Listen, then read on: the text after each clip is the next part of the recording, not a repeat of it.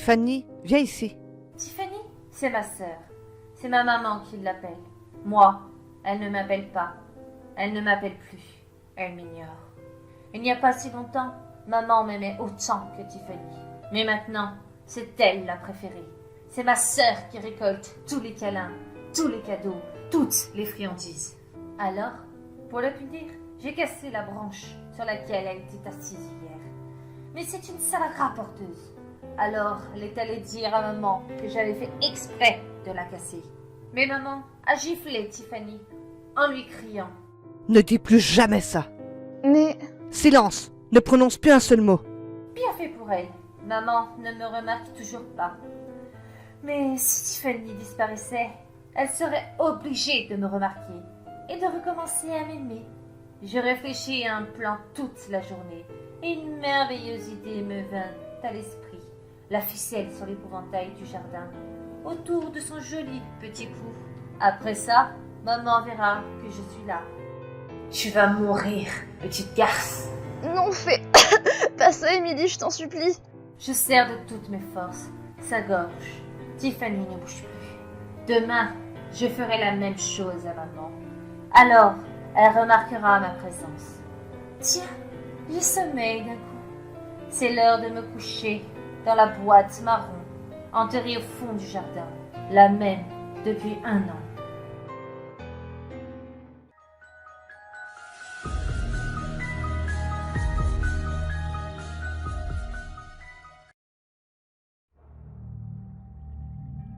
Je m'appelle Sandra et je vais vous épargner ma description, ça n'a pas d'importance. Depuis plusieurs dizaines d'années, je me sens triste. Je sais que je sombre dans la dépression et je continue de m'y enfoncer. Mes journées ne sont pas intéressantes. Je n'ai pas de travail, pas de famille, pas d'amis. Le matin, quand je me lève, je m'assois sur une chaise en bois, inconfortable, à attendre. Ma seule sortie de la journée est quand je vais chez le fleuriste le plus proche, afin d'acheter un bouquet de 5 roses blanches. Vous vous demandez pourquoi? Vous le saurez bientôt. Quand il est 23h, je sors de la maison pour marcher dans les rues sombres et étroites, jusqu'au cimetière, le bouquet de roses à la main. J'attends devant la porte et à 23h55, j'entre pour attendre devant une tombe. À minuit précisément, je pose le bouquet sur la tombe en pleurant. Et cette tombe, c'est la mienne. Oui, je suis morte le 31 octobre 1955, à minuit. C'est depuis ce jour que je suis dépressive et que je viens ici chaque soir pour y déposer le bouquet de 5 roses blanches.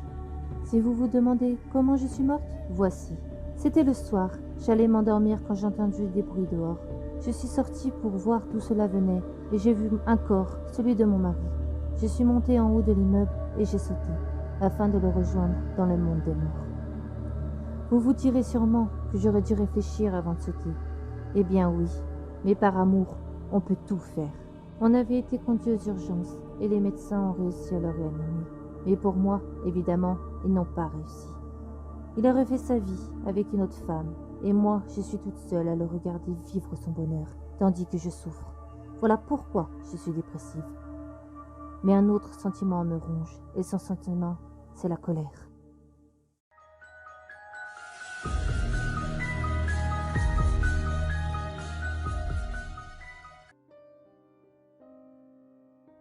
La nuit, mon lit, mon portable. J'ai toujours aimé les messages, plus que les appels. Cela me mettait la pression. Les textos, voilà une autre affaire. On peut réfléchir sur notre réponse tant qu'on veut. Ensuite, relire les conversations. C'est pour cela que je me suis acheté un forfait qui me permettait de tapoter les messages des journées entières. En plus, j'avais des gens à contacter. 1h du matin, un texto d'un numéro inconnu. Salut, tu ne dors pas? Ah, salut. Salut. Tu as de la chance que ce soit la nuit où j'ai une insomnie et que je m'ennuie à mourir. Je réponds en souriant. Ben non, je ne dors pas. Mais je te connais? Non, mais bientôt on se connaîtra. Je souris encore. C'est tellement amusant de faire ce type de rencontre. Une fois, j'ai fait connaissance avec un gars qui m'avait envoyé un message, sans faire exprès, en se trompant juste d'un chiffre dans le numéro, alors que ce nouveau est sûr de lui. On va voir, je vais pas te dire mon prénom, tu le devineras. Oui, Alicia. Et B, Voilà un exploit extrasensoriel. Je suis sûre qu'on se connaît déjà. Je ne pensais pas qu'il pouvait deviner du premier coup un prénom si rare. Vas-y, t'es qui? Je le dirai pas. Tu veux voir un tour de magie? Hoc, montre. Juste au moment où le dernier message a été envoyé, quelque chose tombe dans la chambre d'à côté. Je sursaute, et en reprenant ma respiration, je vais voir ce qui vient de se passer. Un nouveau message arrive. T'as eu peur? J'hésite à ouvrir la porte fermée. J'écoute attentivement. Mais point de bruit suspect. J'ouvre lentement la porte et je m'arrête encore. Je regarde une chambre. Rien d'autre. Personne ne m'a pris le bras, personne ne m'attaque. Il y a juste un petit pot qui est tombé sur le tapis. Je le remets à sa place et je m'installe dans le fauteuil en me moquant de ma propre peur. Alors, c'est quoi ton tour de magie? Tu l'as entendu? Veux-tu quelque chose de plus sérieux? Là, c'est devenu perturbant. Ce type est assez bizarre. Ce n'est plus marrant. Ce type me faisait vraiment peur. Non, merci. Je vais me coucher. Si tu ne veux pas me dire qui tu es, je ne vais pas te répondre. Même si tu ne le veux pas. Merde, je crois que le texto n'est pas arrivé complètement. Et tout d'un coup, j'entends un cri. Non, un hurlement qui, avec un écho, se répand sur toute la rue. En oubliant ce qui vient de se passer, je cours vers la fenêtre. Attendez. Pourquoi aucun lampadaire n'est allumé? J'essaie d'y voir quelque chose dans l'obscurité, mais sans y parvenir. Je retourne dans ma chambre, en allumant toutes les lumières dans l'appartement. J'ai peur. Un nouveau message arrive. Tu sais qui vient juste de crier? Un frisson passe dans mon corps. Je ne vais plus répondre. Ça devrait être sûrement quelqu'un d'ici qui m'a vu avec mes amis et leur a demandé mon numéro de téléphone. Ne m'écris plus, je dors. Non, tu ne dors pas. Et tu ne dormiras plus jamais. Ce dernier message m'a paru terrifiant. Je décide simplement de ne lui répondre plus rien. J'ai commencé à envoyer des messages à ma copine pour lui parler de mon interlocuteur mystérieux. Mais elle n'admet pas qu'elle a donné mon numéro à quelqu'un. Bien sûr que c'est elle, toujours en train de balancer à droite et à gauche. Soudain, je reçois encore un message. Pourquoi t'écris à ta copine mais pas à moi? Ça coupe ma respiration. Comment il le sait? Ce qu'on m'observe ou quoi? Je demande à ma copine de venir chez moi. Heureusement, elle habite dans la maison d'à côté. Elle accepte après 2 minutes et j'entends un nouveau message. Ta copine ne me plaît pas. Je dis à ma copine qu'elle fasse attention et que ce serait mieux si elle prenait son chien. Elle m'écrit. Ok, je sors. Je l'attends en me calmant peu à peu. Cependant... Tu veux voir un tour de magie? Putain, je ne veux plus rien, moi. Laisse-moi tranquille. Je suis en colère et terriblement effrayée. Où es-tu, mon ami? Oui, c'est elle. J'entends quelqu'un sonner à ma porte. Enfin, je cours ouvrir la porte en oubliant de regarder dans le Judas. Je l'ouvre en disant une taquinerie amicale. Et je me fige avec le sourire sur mon visage. Il n'y a personne derrière la porte, juste les ténèbres. Mon attention est attirée sur une tache noire sur le sol. Je n'arrive pas bien à le voir. On dirait un sac noir. Je me baisse pour regarder, mais je m'arrête, avec la main tendue. Ma bouche s'ouvre alors que le cri reste coincé. C'est un chien. C'est le chien mort de ma copine. Mon Dieu, qu'est-ce qui se passe? Il n'a plus de pattes. Sa cage thoracique est ouverte et je sens déjà l'horrible puanteur. Je vomis. D'une vitesse sans précédent, je ferme la porte et je la verrouille avec toutes les serrures qu'il y a. J'attrape mon portable et j'appelle ma copine. Pas disponible. Un message arrive avec une joyeuse sonnerie. L'animal ne m'a pas plu aussi. Avec un cri assourdissant, je balance mon portable dans un coin. J'en peux plus. Je me mets par terre et commence à pleurer. Mon téléphone n'arrêtait pas de sonner avec les messages qui arrivaient. Après une demi-heure, je me calme. Finalement, en soulevant lentement mon portable, je lis la même chose dans tous les textos. Écris-moi, écris-moi, écris-moi, écris-moi, écris-moi, écris-moi, écris-moi, écris-moi, écris-moi! Arrête, je t'en supplie, laisse-moi seule. Vas-tu m'ouvrir la porte? Sans pouvoir le supporter plus longtemps, je compose le 17. Pas de signal. Vous vous foutez de moi? J'essaye encore. Rien.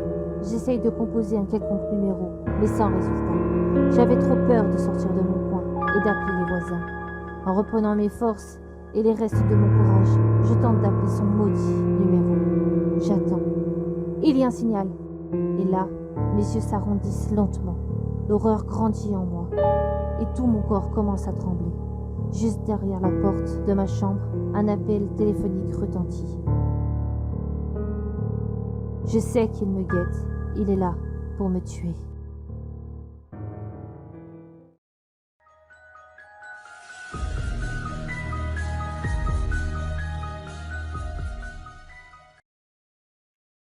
Rose, c'était son nom. Le nom de la voisine. Elle habitait la maison rose, juste en face de la mienne. Devinez quelle était sa couleur préférée? Le rose, bien évidemment. Et devinez sa fleur et son odeur préférée? Le rose, encore. Elle était adorable. Quand je partais en voyage, elle gardait ma chienne, Nelly. Limite, c'était sa deuxième maîtresse. Tous les mercredis, elle venait toquer chez moi pour venir jouer avec elle. La maison de Rose était juste en face de la mienne. Elles étaient toutes les deux identiques. La fenêtre de nos chambres donnait sur celle de l'autre. De temps en temps, on communiquait entre nous, en criant par nos fenêtres, ce qui pouvait énerver les autres voisins. Mais pour nous, d'ailleurs, cela nous amusait plus qu'autre chose. Je l'ai invitée chez moi aujourd'hui, à 15h, pour boire du thé. Or, il était 16h, et elle n'était toujours pas là. J'ai parti faire un tour pour promener Nelly. Je remarquai qu'elle avait des épines plantées entre ses petits yeux. Le lendemain, j'envoyai un message à Rose pour reporter le thé, mais toujours aucune réponse. Je décidai d'aller chez elle pour voir si tout allait bien. Je descendis les marches de chez moi, je traversai la rue et sonna à sa porte. Aucune réponse. Par peur qu'il lui soit arrivé quelque chose, j'essayai d'ouvrir la porte, mais la poignée était toute rouillée. J'ai enfin réussi à ouvrir la porte, mais l'intérieur de chez Rose n'était pas comme dans mon imagination. L'odeur de renfermé était aussi présente que la moisissure sur les murs. Les marches des escaliers craquaient sous mon poids au fur et à mesure que je marchais. En haut, les pièces étaient identiques aux miennes, ce qui était logique. Une pièce m'attirait par son odeur, une odeur de rose, tellement intense que cela paraissait anormal.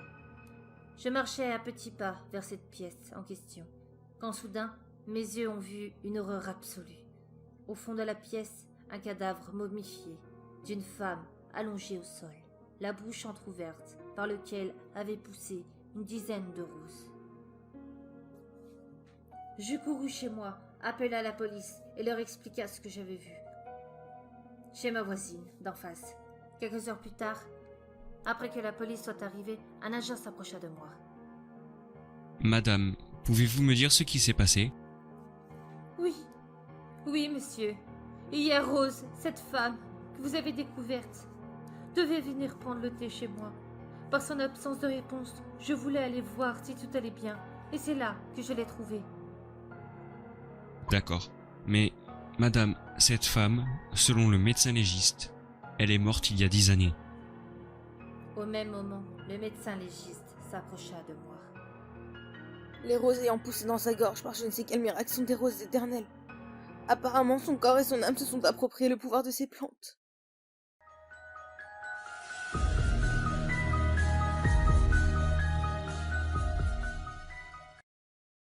Je vis mes derniers instants sur Terre, pour finir en enfer, sans aucun doute. Mais laissez-moi tout vous raconter. Je m'appelle Amanda et j'ai 29 ans. Je travaillais en tant que huissière de justice. Il y a 2 semaines, je suis intervenue chez une femme qui vivait seule avec ses 2 jeunes enfants, vu qu'elle n'avait pas pu payer ses dettes. Elle m'avait supplié de lui laisser ses affaires et hurlait contre la société chargée de tout enlever. Elle insistait vraiment, car elle risquait même que la DAS lui enlève ses enfants s'il vivait dans ces conditions. 3 jours plus tard, ce fut le cas. Elle débarqua dans les bureaux le lendemain. Personne ne put la retenir. Elle entra dans mon bureau comme une furie. Elle m'empoigna le bras. Je ne pouvais pas me libérer. Et à l'aide d'un de ses grands ongles, me griffa un drôle de symbole sur l'avant-bras. Elle me lâchit et partit de mon bureau avec une mine qui me glaça le sang. Après ces événements, j'ai décidé de la confronter le soir même. Mais en arrivant devant chez elle, des voitures de police et une ambulance s'y trouvaient. Elle venait de mettre fin à ses jours. Je suis rentrée chez moi, essayant d'oublier tout ça et de passer une bonne nuit. Mais ce fut pas le cas. À peine je m'endormis que je fis le pire cauchemar de ma vie. J'étais en ce qui ressemblait à l'enfer, et là, on me torturait encore et encore. J'étais fouettée, brûlée, démembrée, et même décapitée. Je me suis réveillée en sueur et terrorisée. Mais ce fut pire de jour en jour. Les cauchemars s'intensifiaient. J'avais même des marques sur mon corps, des griffures, des brûlures, des traces de fouet dans le dos. J'avais pris un congé pour éviter qu'on me voie comme ça au travail. J'ai tout essayé pour calmer ces cauchemars, ces visions et ces douleurs. Recherche dans de vieux livres, sur internet, médium, etc. Mais rien à faire, rien, et personne ne pouvait m'aider. Hier, tout était calme. Je ne fis aucun cauchemar, plus rien, sans raison. J'étais heureuse, pensant que ceci était qu'un mauvais souvenir, jusqu'à il y a 2 heures. Des voix murmuraient qu'ils venaient me chercher à minuit. Je pleurais, je suppliais qu'on me laisse vivre ma vie, mais les voix continuaient. J'écris ceci pour vous dire que si on ne me retrouve pas, c'est que je suis en enfer. S'il vous plaît, ne me prenez pas pour une folle. La folle, c'était ma sœur. C'est elle qui m'a laissé cette marque.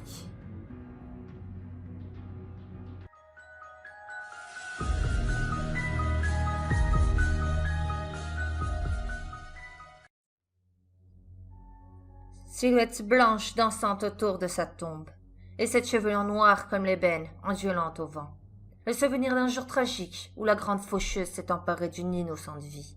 Vous ne trouverez plus de quiétude durant votre sommeil éternel. Prisonnière du cauchemar récurrent, elle viendra vous le faire payer cher. Je cours sans arrêt à contresens du temps qui m'est compté. Le chasseur des contes de fées est à ma poursuite. Il me rattrape. Ô ma douce, ma chère et tendre épouse, mon amour à votre égard demeurera pour toujours immortel. Ne pleurez pas, la souffrance accompagne la mort, et le désir d'écouter nous y conduit. C'était une lumière pure venant de son cœur fidèle, qui éclaire ma sombre existence et exhumait mon esprit de l'ennui solitaire. Mais ce jour funeste, c'est au crépuscule que ma bien-aimée mourut, tuée de mes mains. Dansant dans le brouillard en compagnie des corbeaux, son spectre m'aperçoit.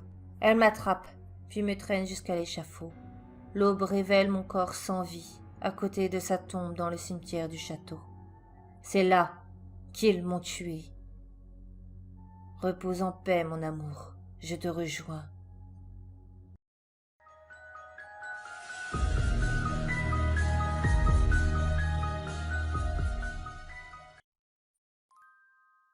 Je n'arrive pas à respirer. Je n'ai pas de nez. Ma gorge est bloquée. Mes poumons me hurlent de les libérer. Il me faut de l'oxygène, sans quoi je ne peux plus vivre longtemps. Je souffre, j'ai mal. Mon corps en tremble, mais je ne peux pas l'utiliser.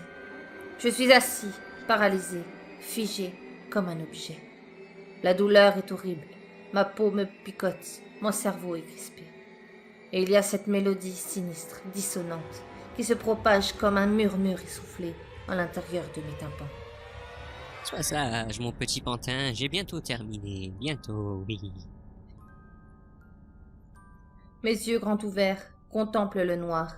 Il y a bien une petite lumière blanche provenant d'une chaleureuse bougie, mais elle ne montre que 2 mains pâles, aux doigts osseux, recouverts d'une substance jaunâtre et gélatineuse, qui se rapproche de mon visage.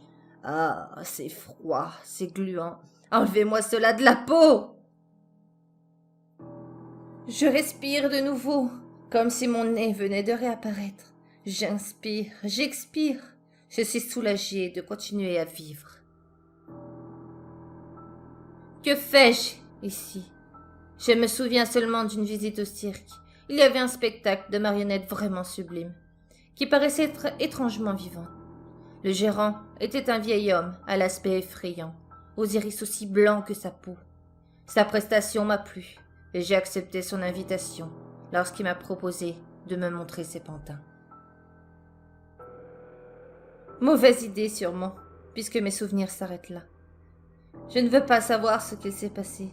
Je ne veux pas savoir ce qu'on est en train de me faire. Je m'attends au pire. Dans quoi me suis-je embarqué en voulant suivre ce vieillard? Voilà, j'ai fini. Tu es magnifique, petit pantin. J'ai hâte de t'essayer. M'essayer? Qui est cet homme? Pourquoi m'appelle-t-il petit pantin? J'ai peur. Je veux m'enfuir d'ici. Que va-t-on me faire subir? Je veux courir. Impossible de bouger. Je ne contrôle pas mes mouvements. Je suis toujours aussi paralysée. Oh mon Dieu, si tu pouvais exister, j'ai tant mal. Aidez-moi, je vous en supplie. Ah, d'autres douleurs, plus vives cette fois. Impuissant, je regarde mes poignets meurtris, ensanglantés, se dresser devant moi, malgré moi, grâce à 2 longs fils transparents et tranchants. Je veux crier, m'exprimer, expulser la totalité de l'air se trouvant dans mes poumons. Impossible. Je ne suis plus maître de moi-même. Mes membres me brûlent au fur et à mesure qu'ils se lèvent et se déplacent, m'emportant avec eux dans une extrême souffrance indéchiffrable. Sans avoir le contrôle de quoi que ce soit, je marche, un pas après l'autre. Je cours maintenant. Je saute, je danse, je vole, tout cela au rythme d'une grinçante mélodie, provenant d'une faible voix, grave et fatiguée. Et lumière. C'est alors que tout s'illumine. Je me retrouve au milieu d'innombrables fauteuils en hauteur. Je continue ma route, manipulée par ces mêmes fils, ayant pris le contrôle de mon enveloppe charnelle. Un cauchemar. Dites-moi que ce n'est qu'un cauchemar. Je vais me réveiller, n'est-ce pas? Regarde-toi, petit pantin, comme tu es magnifique, oui.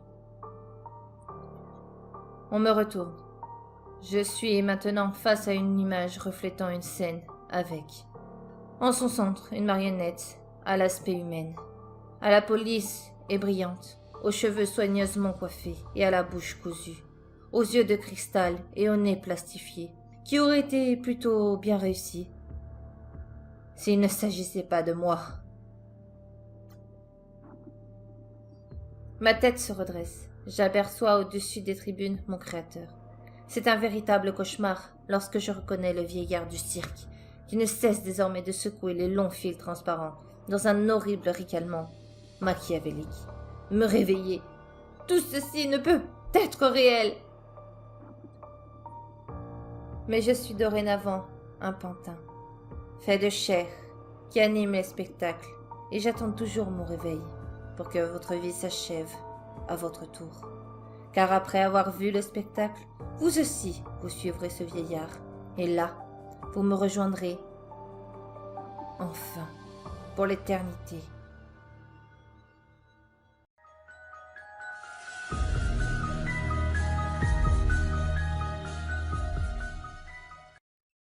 Je me nomme Mina. J'ai 40 ans et j'ai une vie banale. Chaque matin, je prends le bus et croise toujours les mêmes personnes. La grand-mère, l'homme d'affaires, les collégiens et lycéens, et beaucoup d'autres. Mais ce matin-là, je remarquai la présence d'une personne qui n'était jamais venue ici. C'était une jeune fille qui avait une 15aine d'années et qui avait de magnifiques cheveux blonds. Elle avait les yeux noirs, mais tellement noirs qu'on avait l'impression de s'y noyer. Elle avait l'air perdue et personne ne semblait la remarquer. Alors que j'allais monter dans mon bus habituel, je la vis me jeter un regard étonné, avec de grands yeux écarquillés. Mon corps ne voulait plus avancer. J'étais comme hypnotisée par les yeux de cette jeune fille. J'en étais sûre, je la connaissais. À cet instant, quand je vis ce regard, je la reconnaissais. J'ai oublié de vous dire qu'à 34 ans, j'ai perdu la mémoire suite à un accident de voiture. J'avais une fille, blonde aux yeux noirs. Cela faisait aucun doute. C'était elle. Elle s'appelait Mia. Je me dirigeais alors vers cette fille, enfin ma fille, et avant même que je puisse dire un mot, son visage s'assombrit et un sourire malsain se dessinait sur son visage. Elle sortit un couteau par je ne sais quelle magie et le pointa vers moi. Mon premier réflexe fut de hurler, en espérant que l'on vienne m'aider, mais les gens autour me regardaient avec stupéfaction. On aurait dit qu'elle ne la voyait pas. Et son sourire continuait à être malsain. Pitié, non, s'il te plaît. Elle leva la main et me planta le couteau en plein cœur. 3 jours plus tard, on me retrouva. Enfin, la police retrouva mon corps dans une ruelle. Sauf que ma tête avait disparu. Mais personne ne retrouva la jeune fille blonde. Si vous la croisez, je vous en prie, montez dans votre bus sans vous retourner. Sinon, vous subirez le même sort.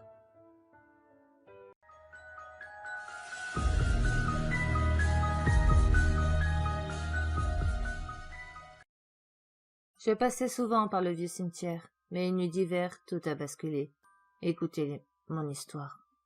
Comme tous les soirs, je rentrais des cours. Il faisait nuit, et comme d'habitude, je passais dans le vieux cimetière. Abandonné. Je devais le traverser pour rentrer chez moi, non pas parce que c'était le seul chemin, mais parce que le détour était bien trop long. Je n'avais rien pour l'illuminer, et bien sûr, c'était une nuit sans lune.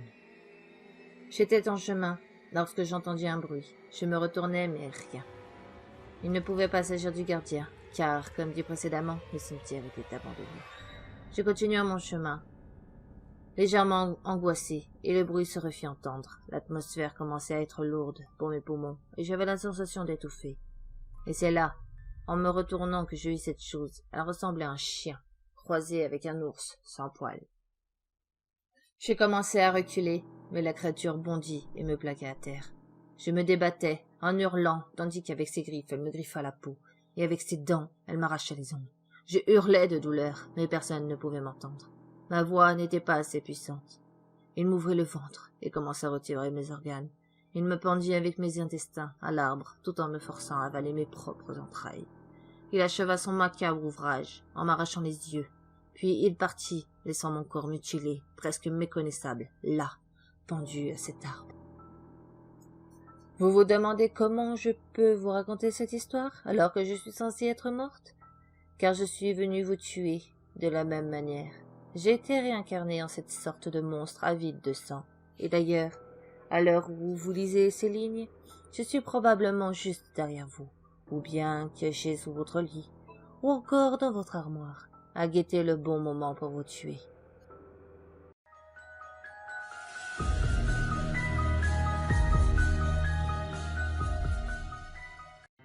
13 mars 1940. Cher journal, aujourd'hui c'est mon anniversaire et je suis en pleurs le jour de mes 10 ans. La raison? Je vais tout expliquer. Tout a commencé il y a 2 jours. Ma maman, qui est marchande, a décidé d'aller jusqu'à la ville voisine pour vendre ses produits aux villageois. Arrivé le soir, elle n'est pas revenue. Je m'inquiète pour elle et j'ai un mauvais pressentiment. 14 mars 1940. Maman n'est toujours pas revenue, depuis 3 jours et 10 heures. J'ai fêté mon anniversaire sans elle. Enfin, fêter est un bien grand mot, vu que sans maman, rien n'est pareil. 15 mars 1940. Papa m'a adressé la parole d'une voix grave et inquiète. Il m'a dit que des avions allemands étaient passés au-dessus du village où se rendait ma mère et qu'ils avaient bombardé celui-ci. Il n'y a aucune nouvelle de ma maman. Personne ne sait où elle se trouve. Je prie de tout cœur pour qu'elle aille bien. 16 mars 1940. Je suis anéantie. Maman est morte. Je tremble en écrivant ces mots. Les larmes inondent de mes joues. Les soldats ont retrouvé son corps près des débris d'une maison et ont décidé de la ramener à mon père pour l'enterrer. Mon père m'a interdit de la voir et m'a donné une boîte bleue entourée par un ruban blanc. Sur cette boîte, il est marqué « Joyeux anniversaire, ma chérie ». C'est l'écriture de maman.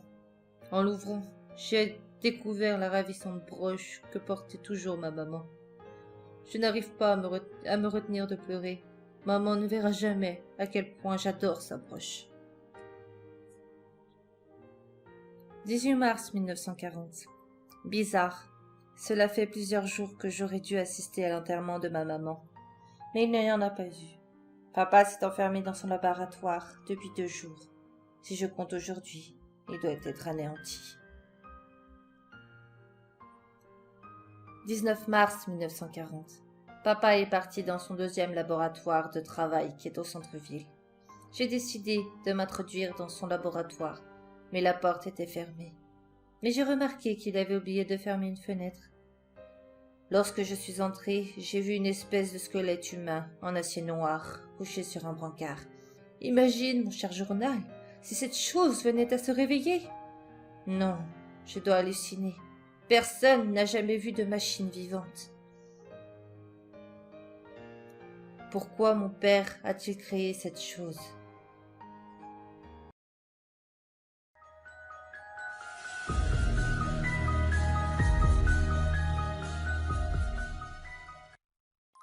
« 19 mars 1940. C'est étrange. À côté du brancard, il y a un grand congélateur, fermé par un cadenas. À quoi sert-il? Je me pose tellement de questions, mais malheureusement, je vais devoir attendre, car mon père est rentré plus tôt. J'ai donc dû me dépêcher de sortir du laboratoire pour t'expliquer tout ce que j'ai vu, mon cher journal. 20 mars 1940. Toujours pas de nouvelles concernant maman. Je suis perdue sans elle. Où est son corps? 23 mars 1940.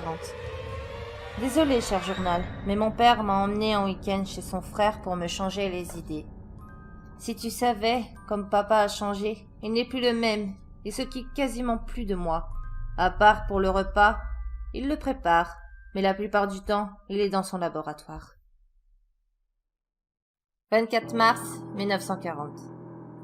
J'ai espionné mon père, et je l'ai vu cacher la clé de son labo sous le tapis qui se trouve devant. En déverrouillant la porte, j'ai tout de suite vu le squelette robotique avait disparu, ainsi que le brancard. Je me suis dirigé vers ce fameux congélateur, et j'ai remarqué que le cadenas n'y figurait plus. Bien sûr, comme tu le sais, cher journal, je suis curieuse, donc je l'ai ouvert. Je pensais y trouver un truc glauque, mais en regardant dedans, il n'y avait rien. Juste un grand espace vide. Et à droite, il y avait juste des fioles remplies de plusieurs liquides colorés, avec marqué dessus « Ne pas toucher » et « Danger ». Comme je ne veux pas me faire gronder, j'ai évité d'y toucher. Maintenant que je sais que papa rentre tôt, j'ai remis la clé, mais ne t'inquiète pas, j'ai réinspecté la chambre froide qui est au fond du laboratoire pendant la nuit de ce soir.